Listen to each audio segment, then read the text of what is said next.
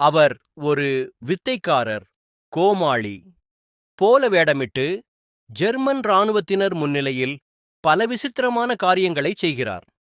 வாயில் வெடிகுண்டை மெல்லுவது, மாயாஜாலம் மூலம் அதிகாரிகளின் பொருட்களை திருடுவது, கூரையின் மேல் ஏறி வித்தை காட்டுவது என அவர்களின் கவனத்தை முழுமையாக தன் பக்கம் திருப்புகிறார்.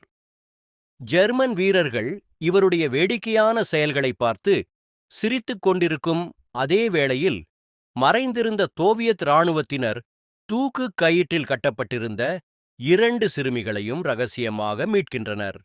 சிறுமிகள் தப்பியதை ஜெர்மன் அதிகாரிகள் உணர்வதற்குள் சோவியத் படை திடீரென துப்பாக்கிச் சூடு நடத்தி அங்கிருந்த ஜெர்மன் இராணுவத்தினரை வீழ்த்துகிறது.